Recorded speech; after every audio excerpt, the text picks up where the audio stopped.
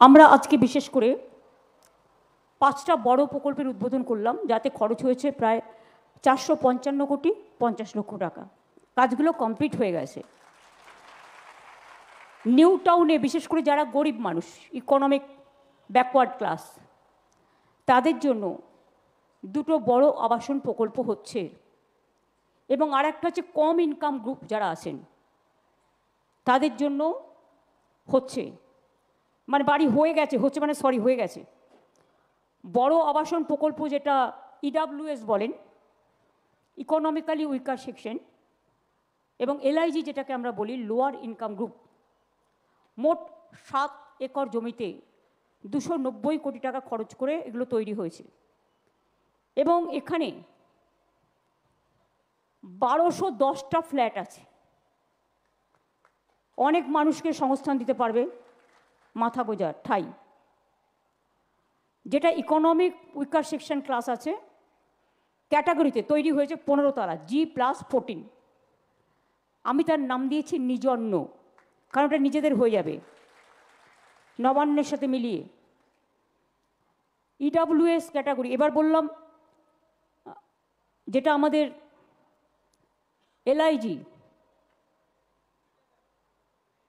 LIG flat যেটা আছে 16 তলা, G+15, তার নাম রেখেছি সুজন্য। আর এখানেও 720টা ফ্ল্যাট আছে। মোট টোটাল 1210টা ফ্ল্যাট তৈরি করা হয়েছে। যারা ইকোনমিক উইকার সেকশন এবং এলআইজিতেও যারা আছেন, জমি কিন্তু সরকার দিয়েছে, জমির দাম কিন্তু নেওয়া হয়নি। 2 হচ্ছে এছাড়াও সাবসিডি দিয়ে বাজারের যা দাম তার থেকে অনেক কম দামে এই ফ্ল্যাটগুলো আপনারা পাবেন, বাজার মূল্য থেকে অনেক কম দামে। লটারি করে স্বচ্ছতার মধ্যে দিয়ে বিলি হবে। এই আবাসন করবার জন্য 7 একর জমি বিনামূল্যে, রাজারহাটে 7 একর জমির দাম অনেক বেশি, বিনামূল্যে রাজ্য সরকার দিয়েছে। আমরা চাই প্রত্যেক মানুষের একটা নিজস্ব ছাদ থাকুক, মানে নিজস্ব অঙ্গন, নিজস্ব আশ্রয় থাকুক। এবং আমরা চেষ্টা করেছি এই বছরের মধ্যে 45 লক্ষ বাড়ি আমরা করেছি, বাংলার বাড়ি, গ্রামীণ আবাস যোজনায়। আমরা ইন্ডিয়াতে নাম্বার 1 ছিলাম 5 বছর পর পর 100 দিনের কাজে, গ্রামীণ আবাস যোজনায় এবং গ্রামীণ রাস্তা কর্মসূচিতে। কিন্তু গত 4-5 বছর ধরে আমাদের টাকা বন্ধ করে দিয়েছে কেন্দ্র, 1 পয়সাও দেয় না। তা সত্ত্বেও আমরা কিন্তু নিজেদের টাকায়, এবং সে টাকাতেও আমাদের শেয়ার ছিল অনেকটাই, একতরফা কিছু হয় না এখানে। এবং এখন তো সব বন্ধ, আমাদের পাওনা টাকা আমরা পাচ্ছি না। তা সত্ত্বেও আমাদের রাজ্যের টাকায় সরকারি কোষাগার থেকে 12 লক্ষ বাংলার বাড়ির টাকা ইতিমধ্যেই আমরা দিয়ে দিয়েছি। এবং 16 লক্ষ মানুষ আরও যারা লিস্টে আছেন তারা ডিসেম্বর মাসে পেয়ে যাবেন একটা কিস্তি, আর একটা কিস্তি মে মাসে পাবেন। অর্থাৎ আরও 28 লক্ষ যোগ হলো। এরপরে যেটুকু বাদবাকি থাকবে সেটা আমরা ফেস বাই ফেস করে দেব। এছাড়াও দুস্থ সংখ্যালঘু মহিলাদের জন্য প্রায় 2,60,000 বাড়ি আলাদা হয়েছে। এটাতেও খরচা হয়েছে 2,500 কোটি টাকা। চা সুন্দরী প্রকল্পে, মানে আমরা বিশেষ করে যেখানে চায়ের বাগান, সেই বাগানের যাতে তারা থাকতে পারে সেই জন্য চা সুন্দরী প্রকল্প তৈরি করেছি। চা সুন্দরী এক্সটেনশন প্রকল্পে আমরা জমিটা দিই তাদের, এখন বাড়ির টাকাও দেওয়া হচ্ছে। এবং প্রায় 24,000 মানুষ এই বাড়ি, কিন্তু 24,000-এর বেশি পরিবারকে দেওয়া হয়ে গেছে ইতিমধ্যেই, বাদবাকিও রেডি হচ্ছে সব। রানীগঞ্জের কয়লা খনিতে অ্যাক্সিডেন্ট প্রোন এরিয়া, দীর্ঘদিন ধরে যে কোনো দিন ধস নামলে 20,000 মানুষের মৃত্যু হতে পারে। বারবার কেন্দ্রীয় সরকারকে বলে কোনো লাভ হচ্ছিল না। তাই আমরা অন্তত চেষ্টা করেছি অন্ডাল, জামুরিয়া ও বারাবণী এলাকায় বসবাসকারী 29,000 পরিবারের পুনর্বাসনের ব্যবস্থা আমরা করেছি। যদিও এগুলো কোল হচ্ছে সেন্ট্রাল সাবজেক্ট, কয়লা খনি এরিয়ায় এদের জন্য বাড়ি করে দেওয়া হয়েছে। এটাও কিন্তু আমরা করে দিয়েছি প্রায় 29,000 পরিবারকে। এই বাড়ির জন্য জমিটাও কিন্তু আমরাই দিয়েছি।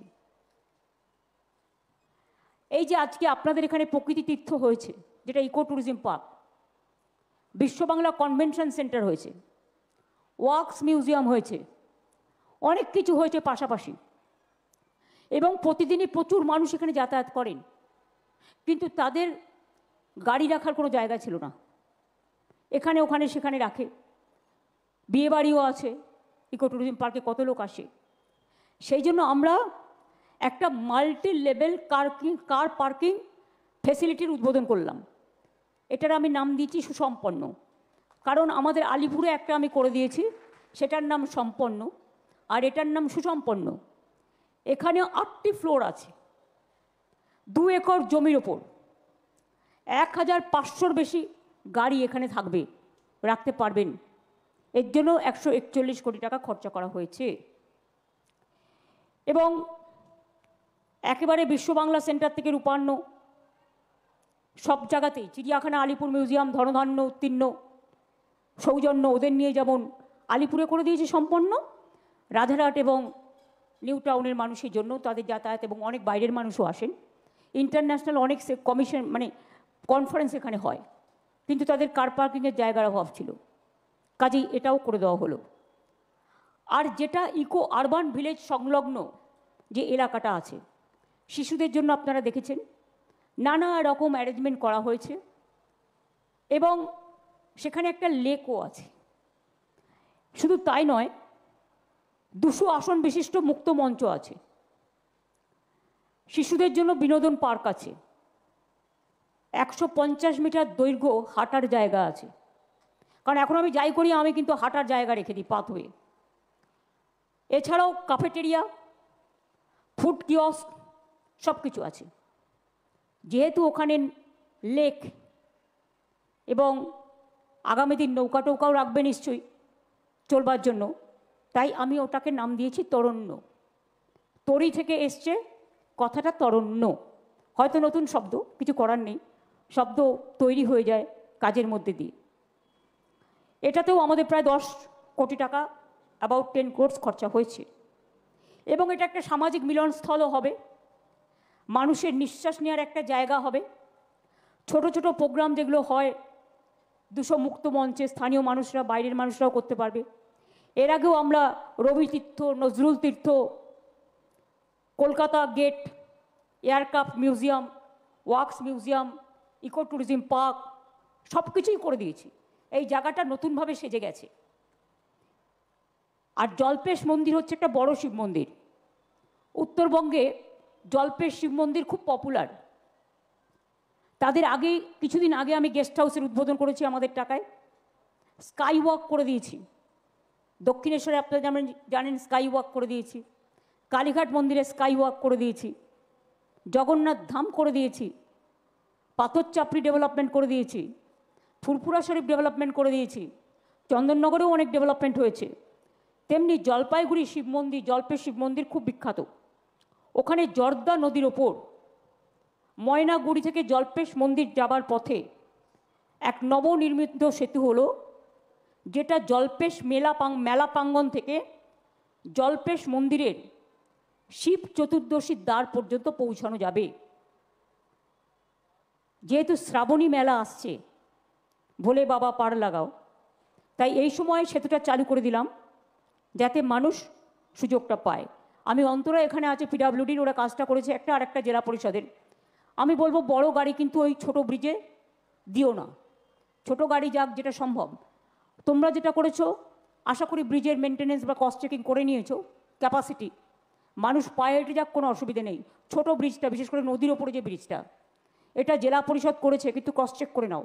ওখানে কিন্তু গাড়ি ঢুকবে না, ওটা কিন্তু পায়ে হাঁটা ব্রিজ, মাথায় রেখো একদম, যেটা শিব মন্দির পর্যন্ত গেছে। এটা আমি তোমায় দায়িত্ব দিলাম, তুমি জলপাইগুড়ি ডিএমএসপির সাথে কথা বলে এটা দেখে নিও। এবং বর্ষায় ঝুঁকি নিয়ে নদী পেরিয়ে তাদের যেতে হতো, খুবই কষ্ট হতো। আপনারা শুনলে খুশি হবেন, তারকেশ্বর ডেভেলপমেন্টও আমরা করে দিয়েছি। এই যে তারকেশ্বরের শ্রাবণী মেলায় এত মানুষ আসবে, তাদের বিনা পয়সায় জল, তাদের বাঁক রাখার ব্যবস্থা, তাদের may I help you booth, বিনা পয়সায় পুলিশ অ্যারেঞ্জমেন্ট, সবই কিন্তু আমরাই করি পুরো রাজ্য সরকারের থেকে। কারণ আমরা মনে করি সর্বধর্ম সমন্বয়, যেটা রামকৃষ্ণ পরমহংসদেব বলে গেছেন, আমরা এটাকে বিশ্বাস করি। তাই সর্বধর্ম, বাংলায় দেখবেন সব ধর্মের মানুষের উৎসব হয়, সে পাঞ্জাবি হোক, সে মারাঠি হোক, সে মারোয়ারি হোক, সে বিহারি হোক, সে ইউপি নিবাসী হোক, সে রাজস্থান হোক, সে দিল্লি হোক, সে মুম্বাই হোক, সে উত্তরপ্রদেশ হোক, সে গুজরাট হোক, সবার অনুষ্ঠানে আমরা কিন্তু সুন্দরভাবে অনুষ্ঠান পালন করি।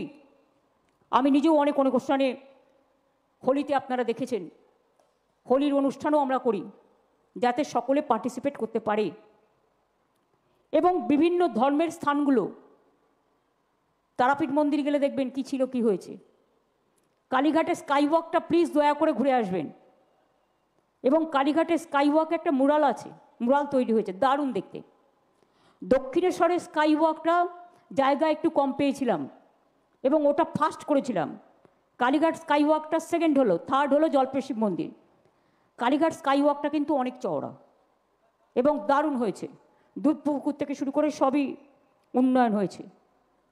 দীঘায় আপনারা জানেন 30 একর জমির ওপরে আমরা একটা জগন্নাথ ধাম তৈরি করেছি এবং আজকে প্রায় ইতিমধ্যেই আমি জানি না কত লক্ষ লোকের সমাবেশ হয়েছে, বাইরে থেকেও মানুষ আসছেন, আসার চাহিদা খুব বেশি এবং লক্ষ লক্ষ মানুষ সেখানে যাতায়াত করেন। এবার থেকে আমরা রথযাত্রাও চালু করে দিয়েছি সেখানে। নবদ্বীপ এবং কোচবিহারকে আমরা হেরিটেজ টাউন ঘোষণা করেছি। আর শুনলে খুশি হবেন, ইসকনকে এই নবদ্বীপের মায়াপুরে ওদের যে জায়গা আছে, মন্দির আছে, 700 একর জমি আমরা করে দিয়েছি যাতে ওখানে একটা ইসকন টাউন তৈরি হতে পারে যেখানে সব কিছু থাকবে।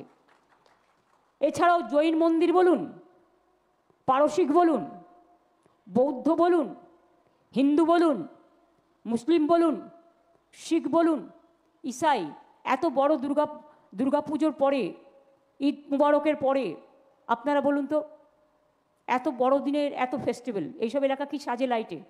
আগে তো কিছুই হতো না, এখন জেলাতেও হয়। মানুষ শীতকালটা একটু এনজয় করে, সেই সব ভেবেই করা হয়। বাচ্চারা লাইটিং দেখতে ভালোবাসে, সেই জন্যই। কাজে এই রাজ্য জুড়ে ইনফ্রাস্ট্রাকচার ডেভেলপমেন্ট, ইভেন উত্তরবঙ্গেও আমরা একটা, যেমন এখানে কনভেনশন, বিজনেস কনভেনশন সেন্টার করেছি, ওখানেও আমরা একটা জমি পেয়ে গেছি, ওখানে আমরা একটা বানাবো। দীঘাতে তো আমরা অলরেডি করে দিয়েছি, কারণ যারা বিজনেস মিটিং করেন একটু সমুদ্রও দেখতে যাবেন, জগন্নাথ ধামও দেখতে যাবেন।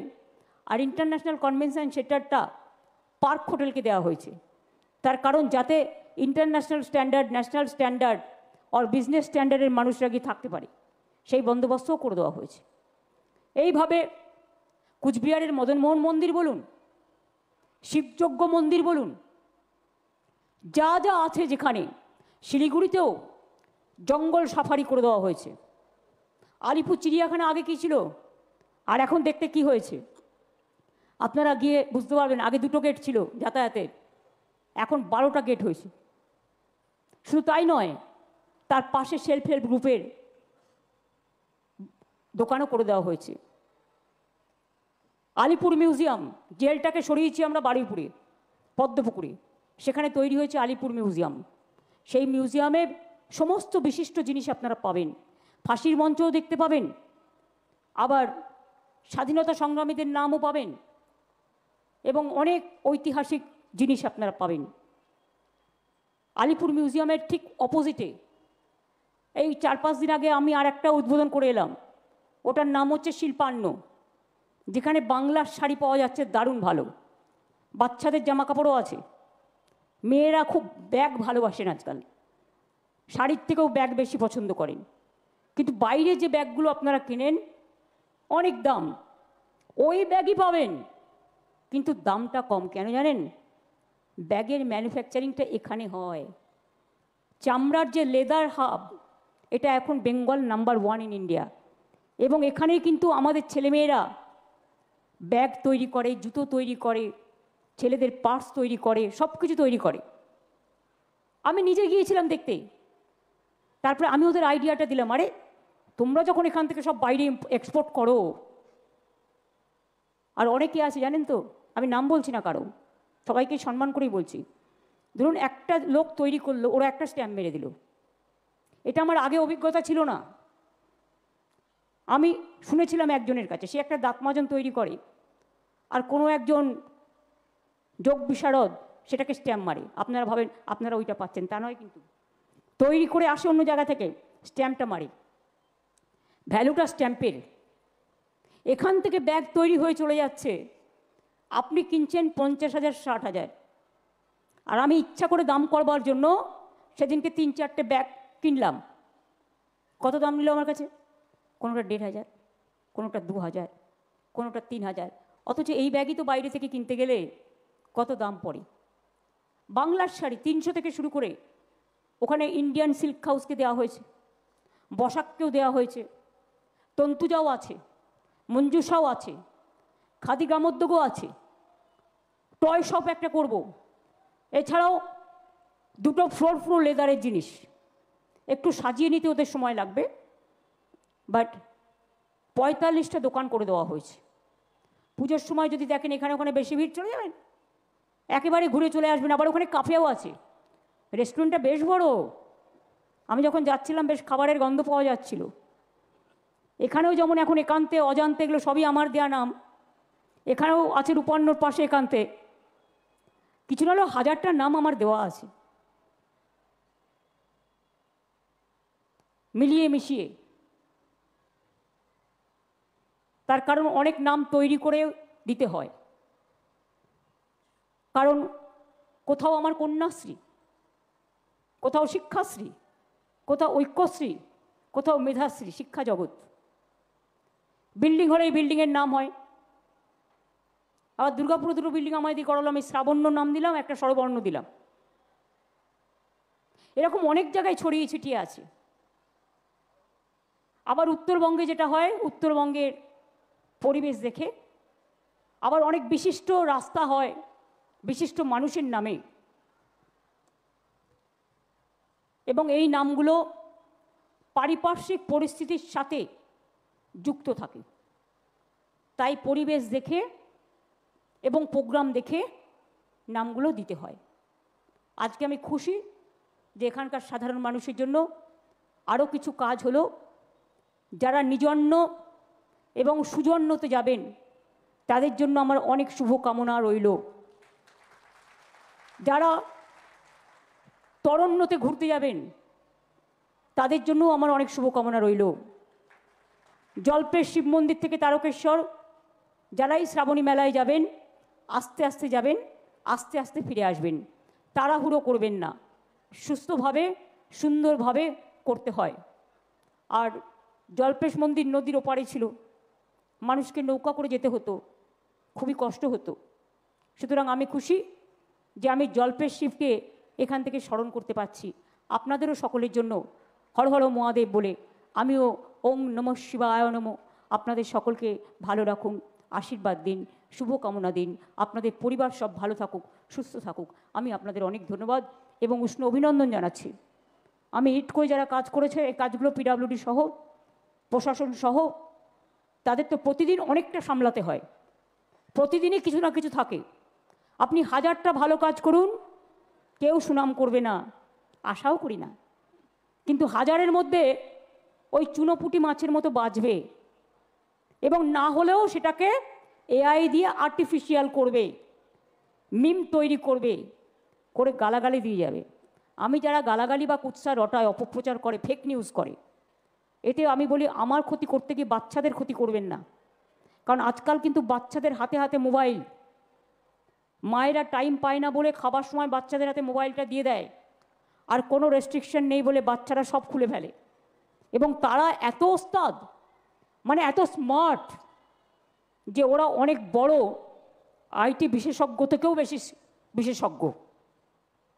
শিশু বিশেষজ্ঞ, শিশু বিজ্ঞদের বাপরে বাপ, আমি স্যালুট জানাই ওদের মেধার কাছে।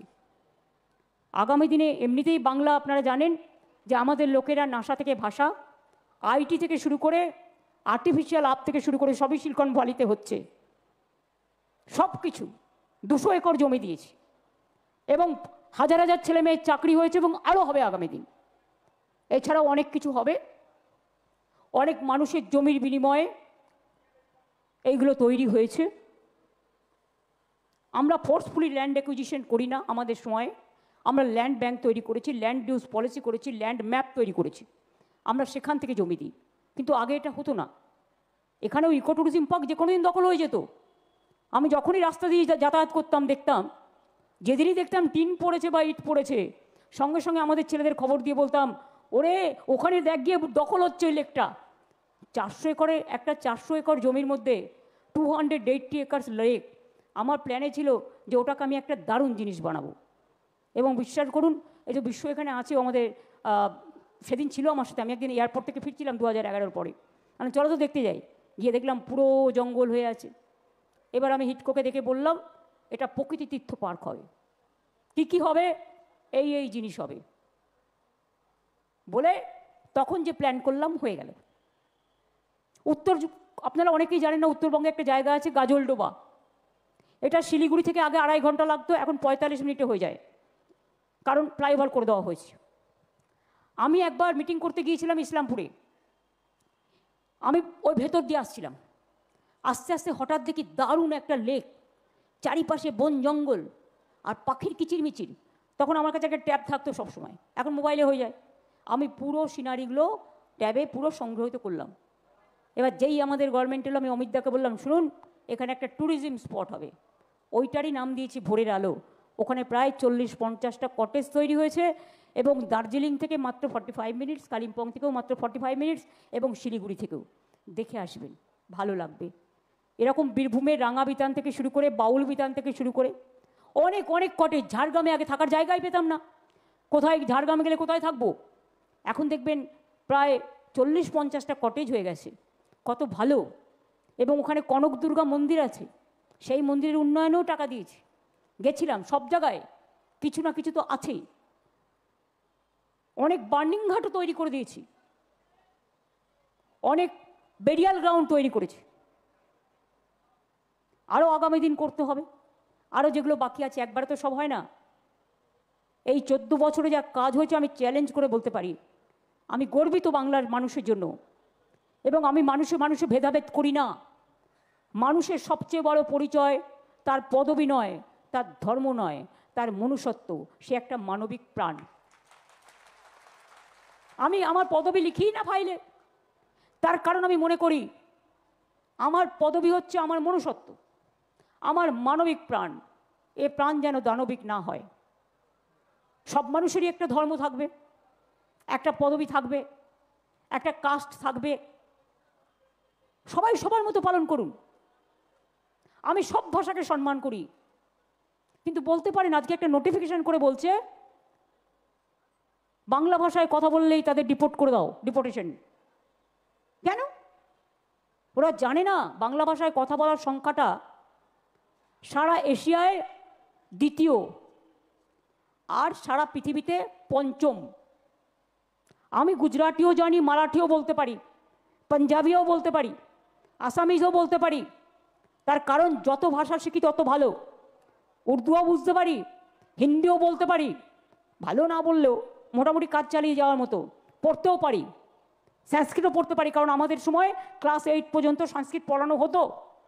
নর নর নাড়া, আমরা বলতাম বেঞ্চির ওপর দাঁড়া। কী করে ভুলবো? আমরা হিন্দিও পড়েছি ক্লাস 8 পর্যন্ত, সুতরাং আমরা লেখাও জানি, পড়তেও জানি। আসামিস ভাষা বাংলায় কোনো পার্থক্য নেই, একটুই। আমরা বলি আমি বাংলা ভাষা বুঝি, ওরা বলে ময় অহমিয়া বই পাই, এইটুকু তফাৎ। নাগাল্যান্ডের ভাষা দেখবেন মিক্সড আসামি, মিক্সড বেঙ্গলি, মিক্সড হিন্দি। আমি আপনাদের এখানে এসে খুব খুশি হয়েছি। এটা কি বলবে? মই আপন লগর আইয়া বরখুশ পাইয়াছি, এই টাইপের। উড়িষ্যা ভাষাও বুঝি, খাউন্তি, করন্তি, যাউন্তি, কিন্তু ঝগড়া না করন্তি, আমাদের লোকেদের উপর অত্যাচার না করন্তি। এটা তো আমি বারবার সবাইকে বলবো। আমার এখানে যাদের নিয়ে যাওয়া হয় মজদুর, তারা স্কিল মজদুর, তারা না থাকলে তাদের কাজ হবে না বলে নিয়ে যায়, দয়া করে নয়। আর আমাদের এখানেও জেনে রাখুন, আমি একবার নয় বারবার বলবো, 1.5 কোটি বাইরের স্টেটের লোক এখানে কাজ করে। আমরা খুশি তারা কাজ করে। ইন্ডিয়াতে যে যেখানে ইচ্ছে যেতে পারে, সে ইন্ডিয়ান সিটিজেন। যাকেই পাচ্ছে বাংলা ভাষায় কথা বলে দিচ্ছে বাংলাদেশি আর রোহিঙ্গা। কোত্থেকে এলো রোহিঙ্গা? রোহিঙ্গা তো মায়ানমার। ওরা বাংলাটা জানলো কোত্থেকে? যারা বলছেন তারা একবার বুঝবেন না। আর বাংলাদেশে সেই লাস্ট চ্যাপ্টার 1971 মার্চ, যখন ইন্দিরা মুজিব চুক্তি হয়েছিল, যারা রিফিউজিরা এসেছিল উদ্বাস্তু হয়ে, সব কিছু হারিয়ে আমাদের দেশে ফিরে এসেছিল, তারা তো ইন্ডিয়ান সিটিজেন ভেরি মাচ। এখন আসতে পারে না। এখন আসতে না পারলেও আমাদের অতিথি তো কয়েকজনকে রেখেছে ভারত সরকার। আমি কি না বলেছি? তার কারণ পলিটিক্যাল রিজন আছে, গভর্নমেন্ট অফ ইন্ডিয়ার আদার রিজন আছে, পার্শ্ববর্তী কান্ট্রি বিপদে পড়েছে। কই আমরা তো কখনো বলি না। তাহলে আপনারা কেন বলবেন বাংলায় কথা বললেই বাংলাদেশি হয়ে গেল? আরে যারা বাংলাদেশে আগে জন্মেছিল তখন ইউনাইটেড ইন্ডিয়া ছিল, ভালো করে বুঝুন। তাদের অভ্যাসটা রয়ে গেছে কথা বলার, but they are not Bangladeshi, very much they are Indian. ধরুন এক একটা জেলায় এক এক রকম ল্যাঙ্গুয়েজ আছে। আমি আপনাদের বলি, আমার গ্রাম, ওখানকার ল্যাঙ্গুয়েজ হচ্ছে, যেমন আমরা বলি কোথায় গেছিলি, কলকাতায়, ওরা বলে কোথায় গেছিলি বটে, একটা টান আছে। বর্ধমানের একটা টান আছে, বীরভূম মুর্শিদাবাদের একটা টান আছে, হাসনাবাদ টাকির একটা টান আছে, মুর্শিদাবাদ মালদাই বলুন, উত্তর দিনাজপুর বলুন, এদেরও একটা টান আছে। রাজবংশী ভাষা আমি বুঝি, রাজবংশী ভাষা ওদের একটা টান আছে। আমি মতুয়া বুঝি। আজকে সবার উপর অত্যাচার হচ্ছে। কেন বলবে 17 লক্ষ লোকের নাম বাদ দিয়ে দাও? কে তুমি হরিদাস? কে তোমরা? কোন মানুষ ভোট দিতে পারবে কি না পারবে যে ইন্ডিয়ান সিটিজেন সেই ভোট দেবে। যারা বাংলায় বাস করে, বাংলার নাগরিক, কেন তুমি তার নাম কাটবে? সে কোন কাস্ট, কোন ক্রিড, কোন রিলিজিয়ান, কোন স্টেট তোমার দেখার দরকার নেই। They are very much voters of Bengal. কেউ বলছে 17 লাখ রোহিঙ্গা আছে। আমি তো বললাম তো বতা দিজিয়ে, পতা দিজিয়ে। पत्ता पत्ता माने ठिकाना, give me the address and please speak out where they are. রাজনীতি করতে গেলে না প্রথমে আপনার মনটাকে ঠিক করতে হবে। গভর্নমেন্ট চালাতে গেলে মনে রাখবেন রাজনৈতিক লোকেরাই গভর্নমেন্ট চালায়। If politically they are not sound, they cannot go for good governance. এবং গভর্নমেন্ট চালাতে গেলে মাথাটাকে নার্চার করতে হবে। মগজে মরুভূমি হলে হবে না, মগজটাকে খুলে দিতে হবে খোলা হাওয়ায়, মুক্ত আকাশে, মুক্ত বাতাসে, মুক্ত বাতাসে মুক্ত নিঃশ্বাস নিতে হবে। তবেই তো আগামী প্রজন্ম বাড়বে, তারা বড় হবে, তারা ইতিহাসকে জানবে, তারা দেশকে জানবে, তারা রাজ্যকে জানবে, তারা পিতামাতাকে জানবে, তারা পরিবারের সকলকে জানবে। সব যদি তাদের আমরা ভুলিয়ে দিই, তাহলে তারা কি করে বুঝবে তাদের সাথে যে সম্পর্কটা শিশুবেলা থেকে তৈরি হয়। শিশুবেলা, সকালবেলা, দুপুরবেলা, বিকেলবেলা, সন্ধেবেলা, শেষবেলা কী করে ধরে রাখবে? এটাকে তো ধরে রাখতে হবে। এটার দায়িত্ব আপনার আমার সবার। আমি আপনাদের সকলকে অনেক অনেক অভিনন্দন জানাচ্ছি। খুব ভালো থাকুন, সুস্থ থাকুন, সুন্দর থাকুন। অনেক অনেক ধন্যবাদ। শুভ নন্দন সকলকে।